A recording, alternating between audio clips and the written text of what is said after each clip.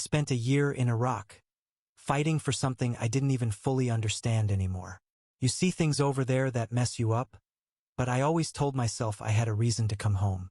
I had her, my wife, Emily, the person who was supposed to be waiting for me, holding it down while I risked my life halfway across the world. Coming home felt like stepping out of a war zone and back into another.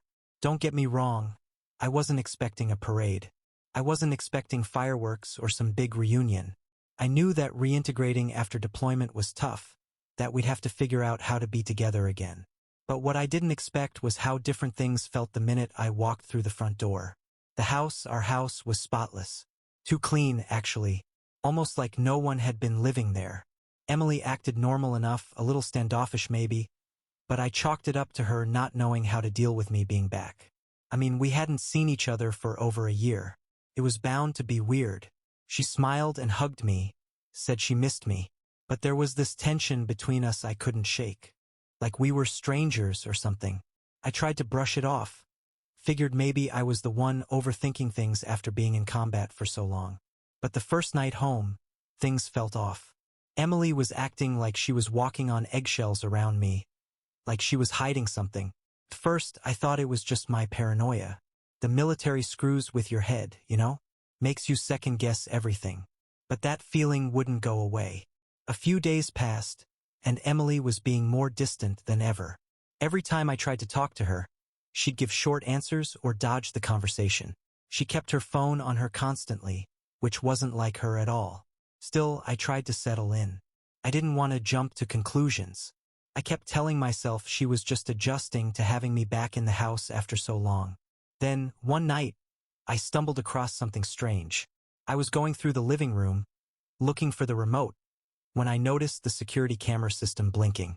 I had almost forgotten we even had cameras. I installed them years ago, just to keep an eye on the house while I was away, but I never thought much about it. Out of curiosity, I sat down and started scrolling through the footage, wondering if anything interesting had happened while I was gone. Most of it was just days and days of nothing. Emily coming and going, the mailman dropping off packages, her cooking or sitting on the couch watching TV. But then I saw it.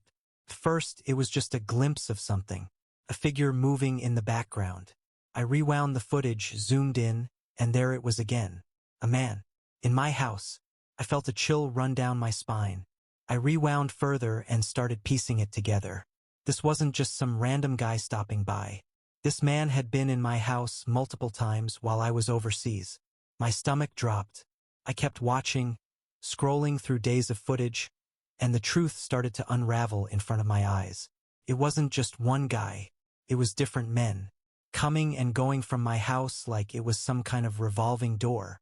I felt sick. My hands were shaking as I watched Emily lead these men into our bedroom, the one we shared, while I was out there fighting for her, for us. I stopped the footage and just sat there, staring at the screen. My mind was racing, my chest tight.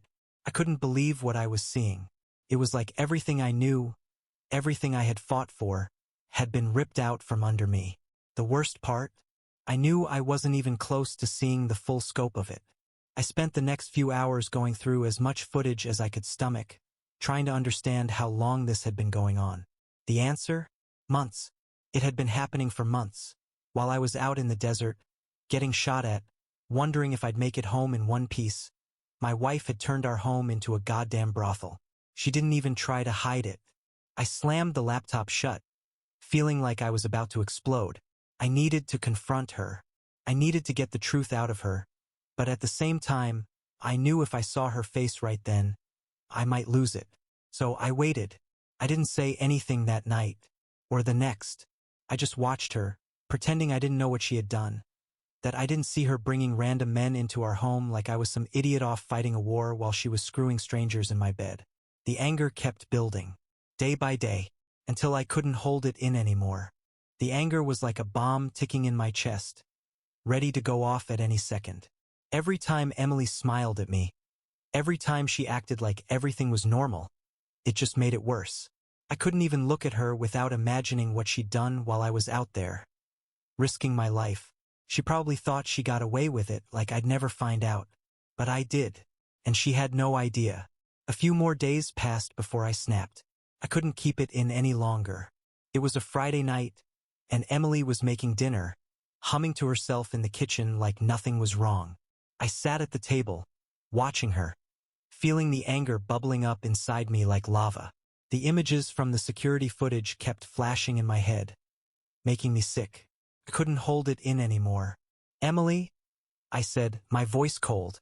She turned to look at me, still holding a spatula, her smile fading when she saw the expression on my face. "What's wrong?" "I know," I said, my voice shaking with barely contained rage. "I know what you've been doing." Her eyes widened, and for a second, I thought she was going to try to play dumb, pretend like she didn't know what I was talking about. But instead, she just stood there, frozen. "I saw the footage," I continued, my voice low but hard, "from the security cameras. I saw everything." She dropped the spatula, her face going pale. "Ryan, No," I snapped, cutting her off. "Don't even try to explain it. I watched you bring men into this house, our house, while I was overseas, fighting for you, for us." She opened her mouth to speak, but no words came out. She just stood there, shaking, like she couldn't believe I had found out. I could see the panic in her eyes, the guilt, but it didn't matter. Nothing she said could fix what she had done. "How long?" I asked, my voice eerily calm. "How long have you been prostituting yourself out of my house?" Tears started streaming down her face, but I didn't feel any sympathy for her. Not anymore. I wanted the truth. I wanted her to admit what she had done. It wasn't like that," she stammered, her voice barely above a whisper. "I didn't. Don't lie to me," I growled, my fists clenching on the table. "I saw it with my own eyes, Emily. Men coming in and out of here like it was some kind of motel. You think I'm stupid?" She collapsed onto the floor, sobbing, her hands covering her face. "I didn't know what else to do," she cried. "You were gone for so long, and I needed money. We were behind on bills and I was scared, Ryan. I didn't mean for it to get this far." "Money," I repeated, my voice laced with disbelief. "You couldn't have just asked me for help? You couldn't have reached out to my family or friends? Hell, I would have sent more from over there if I knew things were tight. But this? You thought this was the answer?" "I'm sorry," she sobbed. "I know I messed up. I know I should have told you, but I was scared. I didn't know how to stop once it started." I stared down at her, feeling nothing but cold, hollow anger. I had trusted her. I had believed she would hold things down while I was gone, that she would wait for me. And she had betrayed me in the worst way possible. It wasn't just the cheating. It was the lies. The fact that she had turned our home into a place where strangers paid her for sex. "I'm done," I said finally, standing up from the table. "I can't do this anymore. You've destroyed everything." Her sobs grew louder as I grabbed my jacket and headed for the door. "Ryan, please," she cried. "Don't leave. We can fix this. I'll stop, I swear. I'll do whatever it takes." I paused at the door, turning to face her one last time. "You should have thought about that before you brought strangers into my house," I said coldly. "We're done. And don't even think about trying to hide what you did. I've got the footage. And if you try to lie to anyone, I'll make sure everyone knows exactly what you've been up to." With that, I walked out, slamming the door behind me. The next few weeks were a blur. I crashed at a buddy's place, trying to wrap my head around everything that had happened. I kept replaying the footage in my mind, going over every detail, every moment where I should have seen the signs but didn't. The betrayal cut deep, and the anger wouldn't go away. One night, about a month later, I decided enough was enough. Emily had tried to reach out a few times, begging me to come home, to talk, to work things out. But there was no going back from what she had done. I was done with her, but I wasn't done with them.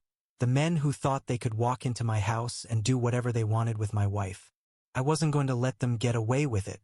And I wasn't going to let Emily hide from the consequences of her actions, either.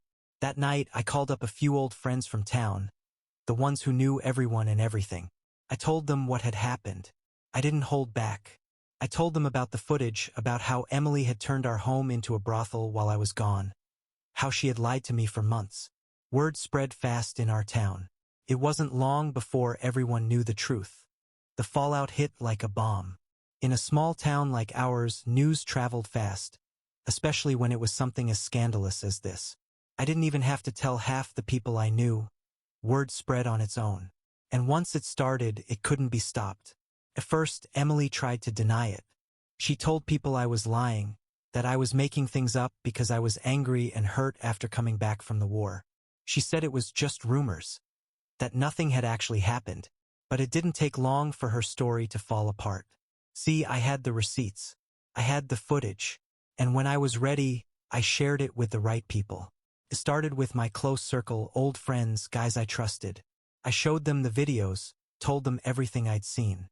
They were as pissed as I was, not just because of what she'd done to me, but because some of the guys who had been in my house were people we all knew. Neighbors, co-workers, people who acted like they were my friends but were sneaking around behind my back. I wasn't going to let them get away with it. And I wasn't going to let Emily hide from what she'd done, either. Within a few days, the story was everywhere. People whispered about it in the grocery store, at the gas station, in the local bar. Everyone knew Emily's name, and not in a good way. She couldn't even go out without getting side-eyed by people she used to be friends with. And then came the texts. The first one was from her, obviously. I didn't bother reading it, but the gist was the same as always. I'm sorry. Let's talk. We can fix this. But it was too late for that. I wasn't interested in her apologies anymore. The other texts, they came from people I hadn't spoken to in months, asking me if it was true, if Emily really did what they'd heard. Some were supportive, telling me I deserved better, that they had my back. Others? Well, some of the guys who had been in those videos were starting to panic. They knew I had the proof, and they were scared shitless that their dirty little secret was about to come out. I didn't respond to any of them. I didn't need to. A week later, things came to a head. It was a Saturday, and the whole town was gathered for the annual community fair. It was one of those events where everyone shows up, kids, families, friends. There were food trucks, games, music, and enough alcohol to keep things lively. I hadn't planned on going. In fact, I was going to stay as far away from it as possible. But then I thought about it. This was my town. These were my people. Why should I hide? Why should I let her control what I did, where I went? So I decided to go. When I arrived, I could feel the eyes on me. People whispered behind their hands, shooting me looks of sympathy or curiosity. But I didn't care. I was done playing the victim. I was here to make sure everyone knew the truth. And then I saw her. Emily was standing near the main stage, talking to a few women from town. I could see the tension in her face, the way she was trying to act like everything was fine, like the whole town wasn't buzzing with gossip about what she'd done. She looked up and our eyes met.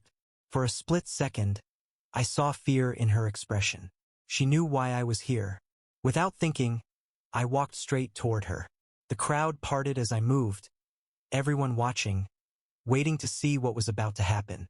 When I reached her, she opened her mouth to speak, but I cut her off before she could get a word out.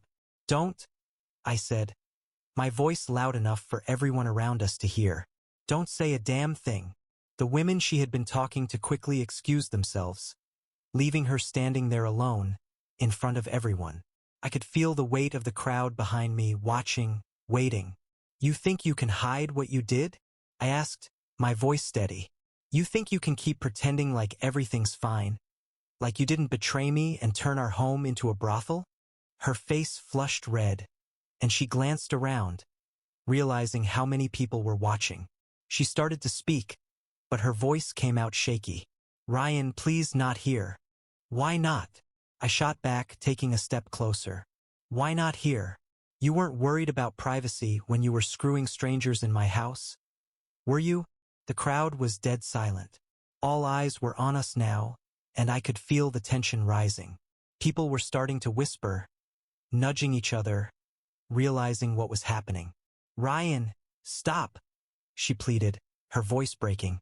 "Please, just let me explain." "There's nothing left to explain," I said coldly. "I gave you everything. I trusted you, and this is what you did with it. You humiliated me, and now it's your turn to face the truth." Her face was pale, her eyes wide with panic. She was trapped, and she knew it. There was no talking her way out of this. Not anymore. I stepped back, letting the weight of my words sink in. "I hope it was worth it, Emily. I hope whatever you were doing with those men was worth losing everything." She started to cry, covering her face with her hands, but I didn't feel any sympathy. I didn't feel anything, really, except the cold satisfaction of finally getting the last word. I turned to leave, walking away from her, from the crowd, from the wreckage of the life we'd built together. The whispers followed me, but I didn't care. Let them talk. Let them judge. I was done caring what anyone thought. As I walked away from the fairgrounds, the weight I'd been carrying for weeks finally started to lift. I didn't have all the answers, and I didn't know what came next. But I knew one thing for sure. I was free. I walked away from that confrontation with Emily, leaving her standing there in front of the whole town, humiliated. Part of me thought I'd feel a sense of triumph, like I'd won some final battle. But the truth? I just felt tired. I'd said everything I needed to say, and there was no taking it back now. It wasn't long before the messages started pouring in. Friends, neighbors, even people I barely knew wanted to reach out, offering their sympathy or asking for more details. The gossip was spreading like wildfire, and I knew it wouldn't be long before everyone in town knew every dirty detail about what had happened. But I didn't care. Let them talk. Let them whisper. As far as I was concerned, Emily had made her bed, and now she had to lie in it. That night, I sat in my buddy Dave's garage, drinking a beer and staring at the ceiling. Dave was one of the few people who hadn't peppered me with questions or tried to pry into what had happened. He knew when to shut up and just be there, which was exactly what I needed. "You think she'll leave town?" Dave asked, finally breaking the silence. I shrugged, taking a long sip of my beer. "Don't know. Don't care. Good riddance if she does," he muttered, shaking his head. "Can't believe she had the nerve to pull something like that. I mean, Jesus, man. In your house, while you were gone. What the hell was she thinking?" "She wasn't," I said simply, my voice flat.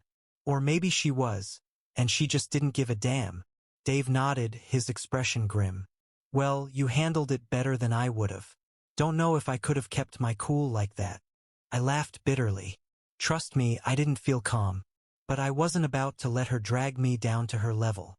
We sat in silence for a few more minutes, the sound of crickets filling the air outside the garage. For the first time in weeks, I felt like I could breathe. I wasn't carrying the weight of the secret anymore. Everyone knew the truth, and now it was Emily's turn to deal with the consequences. But what came next? That was the question I kept asking myself. I hadn't been back from Iraq for long, but everything about my life had changed in ways I couldn't have imagined. The house I used to call home didn't feel like mine anymore. It was tainted by what had happened there, by the men who had been in and out while I was away. I couldn't stand the thought of stepping foot inside again, knowing what had gone on behind closed doors. "I'm thinking about selling the house," I said out of nowhere, surprising even myself. Dave raised an eyebrow. "Yeah? You sure about that?" I nodded. "I don't think I can stay there. Too many memories. Too much. Everything. I need a fresh start." "Can't blame you for that," he said, leaning back in his chair. "Place is probably haunted by bad vibes now anyway." I laughed. But there was a truth in his words that I couldn't ignore. That house was filled with the ghosts of what could have been, and I didn't want to spend the rest of my life haunted by them. "I don't know where I'll go," I admitted, finishing off my beer. "But anywhere's better than staying there." Dave didn't say anything for a moment, just nodded thoughtfully. "You ever think about getting back into the military?" The question caught me off guard, but it wasn't the first time I'd thought about it. The military had been my life for so long, and part of me missed the structure, the sense of purpose it gave me.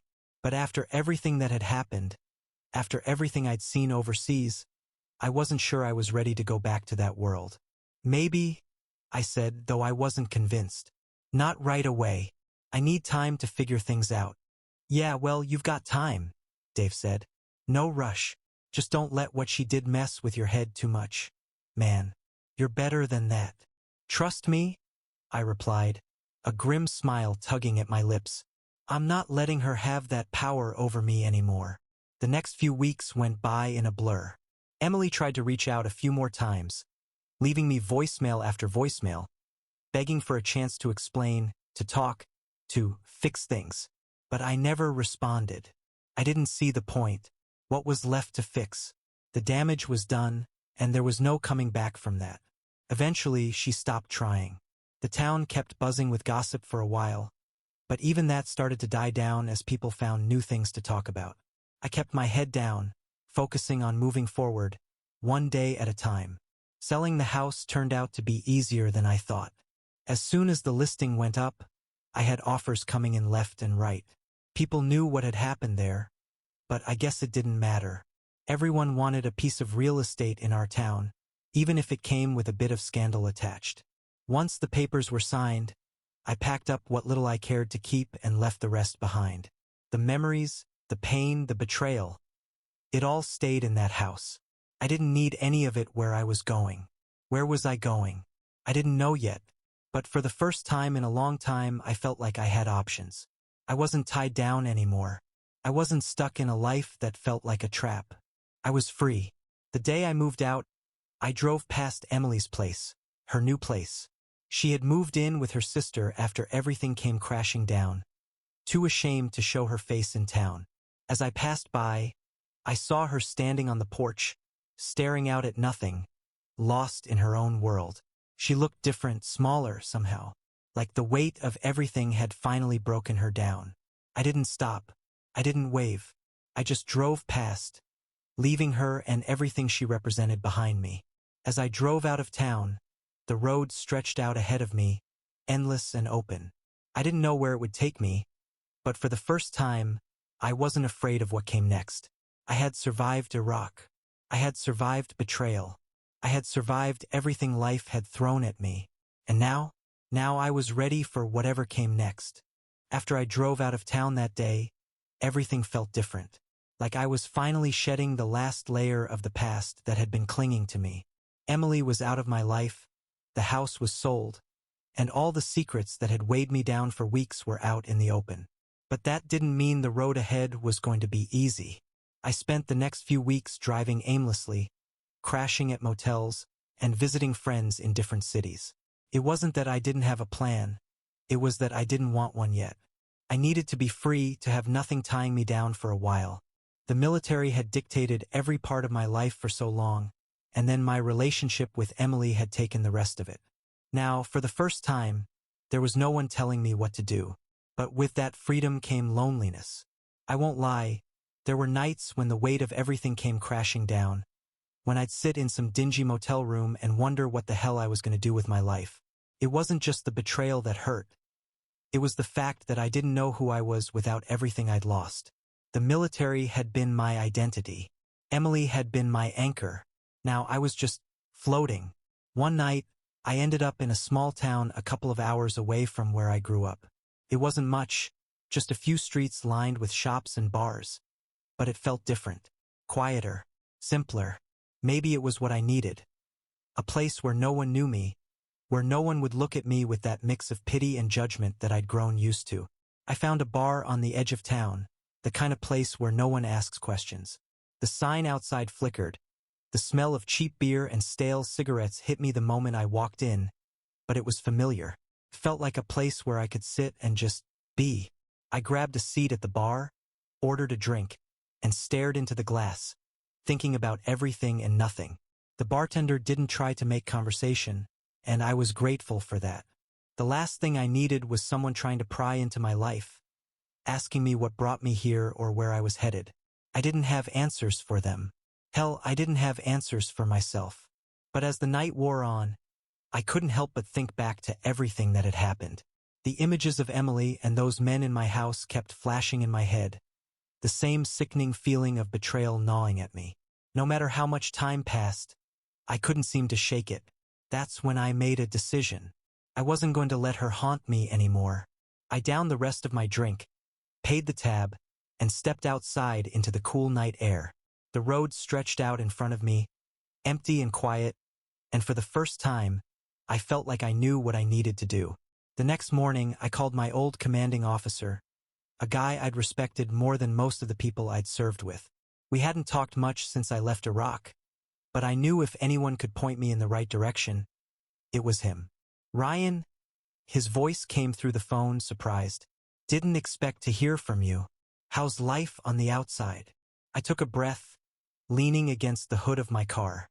"It's complicated, but I'm thinking about coming back." There was a pause on the other end. "Coming back? You mean re-enlisting?" "Yeah," I said, the words feeling strange in my mouth. "I don't know if it's what I want yet, but I need something, some structure, something that makes sense." He let out a low hum, like he was considering what to say next. "Look, Ryan, I get it. Coming back from the war, things are different. Civilian life isn't always what we expect it to be. But are you sure you're ready for this? Re-enlisting is a big commitment." "I know," I replied, rubbing the back of my neck. "I'm not looking for answers. Just something to hold on to." "All right," he said. "Here's what I'll do. I'll connect you with some people, talk through your options. You don't need to jump back in right away, but it'll give you some time to figure out if this is really what you want." "Thanks," I said, feeling a small sense of relief. "I appreciate it." "Take your time," he added. "But just know, we'll be here when you're ready." We hung up, and for the first time in a long time, I felt like I had a direction. It wasn't a solution, but it was a step toward something, toward finding myself again. The next few days, I stayed in that small town, letting the dust settle in my mind. I didn't rush into anything, didn't make any decisions I wasn't ready for. I just let myself be. The weight of Emily's betrayal was still there, but it wasn't as heavy anymore. It wasn't crushing me like it had been. I spent my days walking through the town, sitting by the river that cut through the edge of the woods, thinking about what my life could look like if I let go of everything that had happened. The military had been my home once. Maybe it could be again, but I wasn't ready to decide yet. One afternoon, as I sat on the bank of the river, watching the water flow by, I felt my phone buzz in my pocket. For a second, I thought about ignoring it, but something told me to look. It was a text from Mark. "Mark, heard you've been off the radar for a bit. You good?" I smiled, realizing that even though I'd been drifting for a while, there were still people who cared. People who wanted to know if I was okay. "Me, yeah, I'm good. Just needed some time away." "Mark, glad to hear it. You know where I am if you need anything." "Me, thanks, man. I'll catch up with you soon." I put the phone back in my pocket, feeling a strange sense of peace settle over me. The world hadn't fallen apart, even though it felt like it had for a while. I was still standing. I was still here, and that meant something. The final decision to re-enlist didn't come quickly. It took time, a lot of sleepless nights and long conversations with myself. But eventually, I knew that the military was where I belonged. It wasn't about running away from my problems, and it wasn't about escaping the memories of Emily. It was about finding a purpose again, something that gave my life structure, meaning. I signed the papers, packed my bags, and left that small town behind. It wasn't goodbye forever, just goodbye for now. As I drove toward my new post, I glanced in the rearview mirror, watching the road disappear behind me. The betrayal, the lies, the anger, it was all part of my past now. And while I'd never forget what Emily had done, I wasn't letting it define me anymore. The road stretched out in front of me, wide open and full of possibilities. And for the first time in a long time, I was ready to face whatever came next. Life in the military again wasn't the same as it had been before. I had changed, the world had changed, and there was no going back to the way things used to be. But being back in uniform, surrounded by guys who understood what I had gone through, that was the kind of structure I needed. It gave me something to hold on to, a sense of control that had been missing since I found out about Emily. I didn't talk much about what had happened. Most of the guys knew better than to ask, and the ones who didn't quickly figured out that it was a sore subject. When you're in the military, you learn to read people, to see the cracks under the surface without prying too much. And I appreciated that. I wasn't interested in reliving the whole mess every time someone asked me how I ended up back here. But even though I was moving forward, there was still one thing left unfinished. Emily. We hadn't spoken since the last time I confronted her in front of the whole town. She had tried to call me a couple more times, sent a few messages, but I didn't respond. What was there to say? She had destroyed everything we had, and there was no fixing that. Still, part of me felt like I needed some kind of final closure, something to end it for good. A few months passed, and I finally made the decision to confront her one last time. Not for her, for me. I didn't want any loose ends, and I didn't want to carry the weight of unfinished business with me as I tried to rebuild my life. So I reached out. I wasn't surprised when she agreed to meet. She had probably been waiting for this, hoping for a chance to explain herself again, to apologize, to try and salvage whatever shred of dignity she had left. But this wasn't about her redemption. This was about me letting go. We agreed to meet at a small diner just outside of town. I didn't want to deal with running into anyone who knew us, and I sure as hell didn't want to sit through another public spectacle. This was going to be quick and clean. In and out. I arrived early, nursing a cup of coffee while I waited for her to show up. The place was quiet, just a few older couples sitting in booths, enjoying their breakfasts. It felt like the kind of place where nothing bad could happen, where the biggest concern was whether or not the toast was burnt. Emily walked in a few minutes later, her eyes scanning the room before landing on me. She looked different, thinner, more tired. The confident, carefree woman I had married was gone, replaced by someone who had been weighed down by the choices she'd made. She smiled weakly and walked over to the table, sitting down across from me without saying a word. For a moment we just sat there in silence. I wasn't in a rush to speak, and she seemed to be waiting for me to make the first move. But I wasn't here for small talk. "I'm leaving for good," I said finally, my voice steady. "I re-enlisted." Her eyes widened, and for a second I thought she might cry.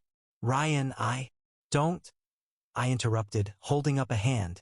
"This isn't about you, Emily. This is about me moving on." She swallowed hard, her hands trembling slightly as she gripped the edge of the table. "I understand," she whispered. "But I need you to know how sorry I am.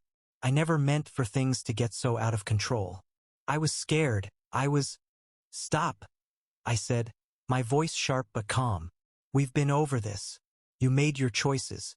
You don't get to rewrite what happened just because you regret it now." She flinched, and I could see the guilt eating away at her. But I wasn't here to make her feel better. I wasn't here to give her any sort of closure. This was for me. "I've made peace with what happened," I continued, my voice cold. "But I won't forgive you. Not because I want to hold on to anger, but because you don't deserve it." Her face crumpled, and I could see the tears welling up in her eyes, but I didn't feel anything. No sympathy, no pity, just emptiness. "I hope you figure your life out," I said, standing up from the table. "But whatever happens next, I'm not a part of it." I left a few bills on the table to cover the coffee and turned to leave. As I walked out of the diner, I didn't look back. I didn't need to. Leaving Emily behind for good felt like closing the last door on that chapter of my life. There were no more loose ends, no more unfinished business. The military had become my home again, and for the first time, I felt like I was on solid ground. Life moved forward as it always does. The scars from what happened would always be there, but they didn't define me anymore. I was more than the man who had been betrayed. I was more than the soldier who came back to a shattered life. One day I got a call from Mark, checking in like he always did. We talked about the usual things, how I was adjusting, what life in the military was like now, what the future might hold. It was good to hear from him, to know that there were still people who cared, who had my back. "You know," Mark said after a pause, "everyone in town's still talking about what happened with Emily. You made her infamous, man." I laughed, though there was no real joy in it. "I didn't mean to make her a spectacle." "No, but she made herself one," Mark replied. "People like that, they always get what's coming to them eventually." "Guess so," I muttered, staring out at the horizon. "But I'm done with all that now. I've moved on." "Good," he said. "You deserve better, Ryan. You always have. Thanks, man, I said, feeling the weight of the past lift just a little more. I'll see you around. As I hung up the phone, I realized that for the first time in a long time, I wasn't looking back. I wasn't thinking about what could have been or what I'd lost. I was thinking about the future, about the life I was building, the man I was becoming. The road ahead was still uncertain, but I wasn't afraid of it anymore. I had survived the worst of it, and I was still standing. And that was enough. Months passed, and I fully settled back into military life. The routine, the structure, it was what I needed.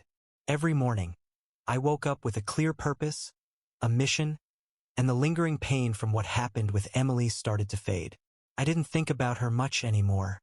When I did, it wasn't with anger or sadness. It was just a memory of a life that was no longer mine. One evening, after a long day of training, I found myself sitting with a few of the guys in the barracks, talking about everything and nothing. It was the usual banter: who had screwed up during drills, who was dating who, what life was like outside the military. For once, I didn't feel the need to hold back. I was just another one of the guys, blending in, and for the first time in a while I felt like myself again. You ever think about getting out for good? One of the guys asked, breaking the comfortable silence. Nah, I said, shaking my head. I've got nothing waiting for me on the outside. This is where I belong. Yeah, I get that, he replied, nodding. But, maybe one day, right? Maybe, I muttered, though I wasn't convinced. The idea of settling down, of building a life outside the military, seemed like a distant dream. After everything I'd been through, it was hard to imagine a future that wasn't defined by the next mission, the next deployment. The conversation shifted, and I let my mind wander. The truth was, I didn't know what came next. I was comfortable where I was, but there was a small part of me that wondered if I could have something more, something better. I'd been so focused on surviving the fallout with Emily, on rebuilding my life, that I hadn't thought much about the future beyond the military. But now that I'd moved on from her, from the pain, I realized that maybe there was more to life than just getting by. The next morning, I woke up with a strange sense of clarity. It wasn't that I had everything figured out, but I felt like I was ready to start thinking about the future, really thinking about it. For the first time in a long time, I didn't feel weighed down by the past. I started taking small steps, thinking about what my life could look like outside of the military. It wasn't an easy decision. The military had been my home for so long, and it had given me a sense of purpose when everything else fell apart. But there was a growing part of me that wanted more than just structure and routine. I wanted something for myself. I spoke with my commanding officer, who wasn't surprised by the conversation. He'd seen it before. Guys who had been through hell, who found their way back, but who eventually realized they needed something beyond the uniform. You've got options, he said, leaning back in his chair. You've served your time. No one would blame you for stepping away and starting fresh. I know, I said, though the words felt heavy. It's just hard to imagine life outside of this. You don't have to decide right now, he added. But if you're thinking about it, don't let fear hold you back. You've been through worse. You can handle this. He was right, and I knew it. The military had given me a second chance, had helped me rebuild after everything with Emily, but I was ready for more. I was ready for something that belonged to me. A few weeks later, I made the decision. I was going to leave the military for good. It wasn't an easy choice, and part of me wondered if I was making a mistake. But I knew in my gut that it was time. I didn't want to spend the rest of my life running from the past, hiding behind the routine of deployment after deployment. The transition wasn't immediate, but it gave me time to prepare, to think about what came next.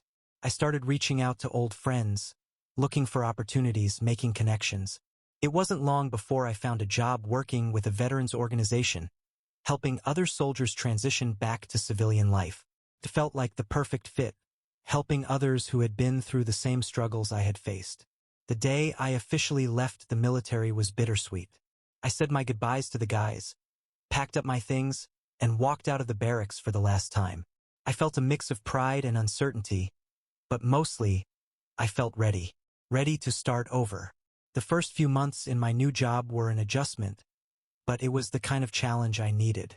Working with other veterans, helping them navigate the complicated process of leaving the military, gave me a sense of purpose I hadn't expected. I wasn't just leaving my past behind. I was using it to build something new, something better. And for the first time, I felt like I had control over my life again. Emily became a distant memory, someone I thought about less and less as time went on. I didn't hate her anymore. I didn't feel anything for her, really. She was just a chapter in my life that had ended, and I had no desire to reopen that book. One day, while I was at work, I got a text from Mark. Mark, heard Emily finally left town. Guess the gossip finally caught up to her. I stared at the message for a second, a small smile tugging at my lips. It didn't surprise me. After everything that had happened, it was only a matter of time before she couldn't take the pressure anymore. The town had never forgotten what she had done, and people like her couldn't hide forever. Me, good riddance. Mark, you doing okay? Me, never been better. And that was the truth. For the first time in years, I felt like I had my life back. I wasn't defined by what had happened to me, by the betrayal or the anger. I had built something new, something that was mine, and no one could take that away from me. The road ahead was still uncertain, but it didn't scare me anymore. I wasn't looking back. I wasn't holding on to the past. I was moving forward. It had been a year since I left the military, and life had settled into a rhythm I never thought I'd have. Working with veterans had given me a new sense of purpose, and the emptiness I once felt was slowly replaced by a quiet contentment.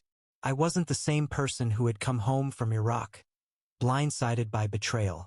I had grown, learned to move forward, and found something worth living for. One afternoon, I was sitting in my office, going through some paperwork, when my phone buzzed with a notification.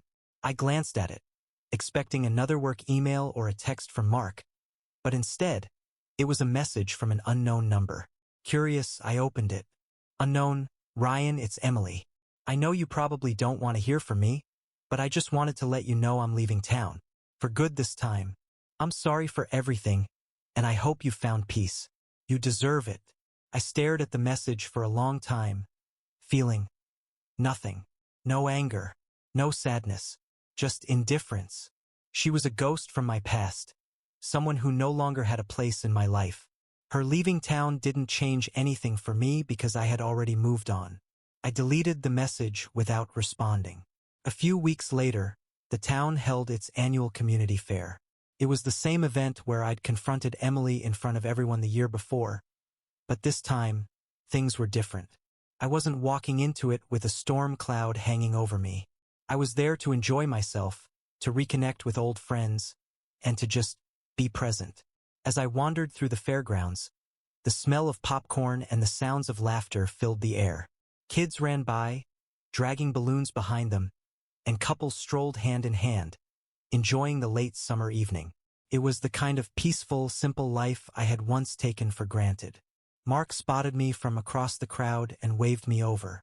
He was standing by one of the beer tents, chatting with a group of our old friends. As I approached, he clapped me on the back, a big grin on his face.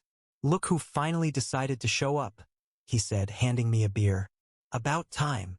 I figured I'd make an appearance," I said with a smirk, taking the beer from him. "Can't let you have all the fun." The guys laughed, and we spent the next hour catching up, talking about everything from work to the latest local gossip. Felt good, normal, like I was finally part of the world again, instead of watching it from the sidelines. At some point, the conversation shifted to Emily. Even though she had left town, her name still came up now and then, mostly as a reminder of the scandal that had rocked our small community. But this time, when her name came up, it didn't feel like a punch to the gut. It was just history. "So, you heard she's gone for good, right?" Mark asked, leaning against the tent post. "Yeah," I said, nodding. "I got a message from her a while back." Mark raised an eyebrow. "She reach out to apologize?" "Something like that," I replied, taking a sip of my beer. But I didn't respond. "There's nothing left to say." He nodded, understanding. "Good. You've come too far to get dragged back into that mess." "I'm not worried about it," I said, feeling the truth in the words. "She's part of the past. I'm focused on what's ahead. The night went on, and as the fair wound down, I found myself standing near the stage, watching the crowd thin out. The stars were just starting to peek through the darkening sky, and the air was warm, filled with the sounds of the last few stragglers enjoying the evening. I thought back to the person I had been when I first came home from Iraq, angry, lost, consumed by the betrayal that had torn my life apart. And now, I was a different man, stronger, wiser, free from the weight of the past. As I stood there, looking out over the town, I realized something. I was finally at peace. No more anger, no more resentment, just acceptance. Emily had been a chapter in my life, but she wasn't the whole story. I had written a new one. A story about survival, about finding strength in the hardest of times, and about learning to let go. And as I walked away from the fair, the stars shining overhead, I knew one thing for certain. Whatever the future held, I was ready for it.